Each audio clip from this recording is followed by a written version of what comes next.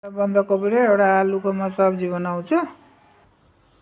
मैले आलु र बन्दाकोपी काटकुट गरेर धुइधा गरेर रेडी गरेँ। अब म पकाउँछु।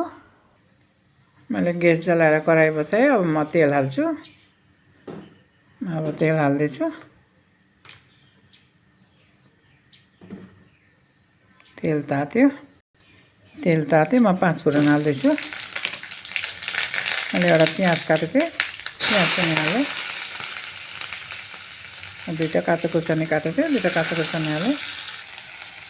चलाउँदैछु।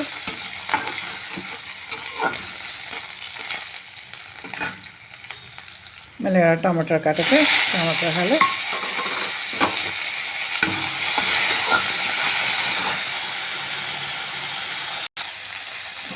म आलु र बन्दाकोपी हालेँ। हल्दी हाल्दैछु थोडा, निमक हाल्दैछु। अब म चलाउँदैछु।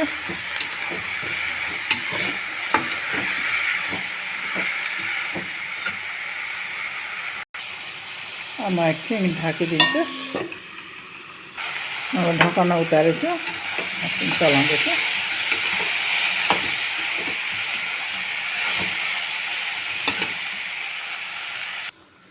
अब ढकना उतार्दैछु।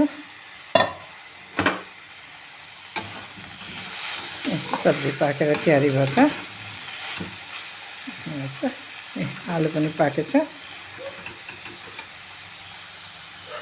बन्दाकोपी गलिसक्यो अनि आलु पनि पाक्यो। अब म सब्जी उतार्छु। बन्दाकोपी र आलु पाकेर तयारी पनि भयो। मैले उतारेँ।